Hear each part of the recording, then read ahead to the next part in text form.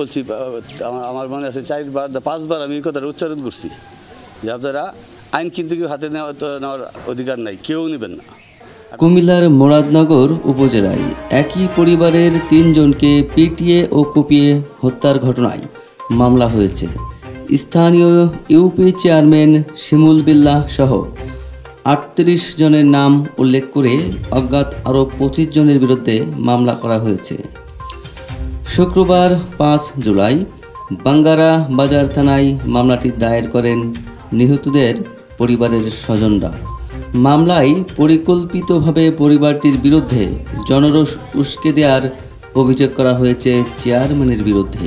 প্রসঙ্গত বৃহস্পতিবার কড়ইবাড়িতে সংঘবদ্ধ পিটুনিতে নিহত হন রবি আক্তার, তার মেয়ে রুমা ও ছেলে রাসেল। রাসেলের স্ত্রীর অভিযোগ, আগের রাতেই পরিবারের সবাইকে হত্যার হুমকি দেওয়া হয়েছিল।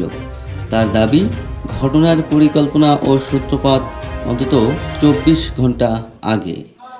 স্থানীয় ইউপি চেয়ারম্যান শিমুল বিল্লাহ, তার বিরুদ্ধে অভিযোগ, তিনি ঘটনাস্থলে গিয়ে ইউপি সদস্য বাচ্চু মিয়া ও বাছিরকে উস্কে দেন মব তৈরি করে হত্যার জন্য। তবে যমুনা টিভিকে শিমুল বিল্লাহ বলেন, উত্তেজিত জনতাকে থামতে বলেছিলেন, প্রয়োজনে আইন শৃঙ্খলা বাহিনী ও প্রশাসনের সাহায্য নেওয়ার পরামর্শ দিয়েছিলেন বলে জানান তিনি।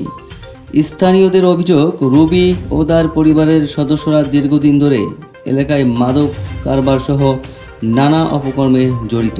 এ বিষয়ে কথা বলতে স্থানীয় ইউপি চেয়ারম্যান ও এক মেম্বার গেলে রবি ও তার পরিবারের সদস্যরা তাদের উপর হামলা চালান। এ সময় রবি আক্তার ও ছেলে রাসেল মিয়াকে পিটিয়ে ও কুপিয়ে হত্যা করা হয়। এক পর্যায়ে মেয়ে জোনাকি পালানোর চেষ্টা করলে তাকেও পিটিয়ে হত্যা করা হয়।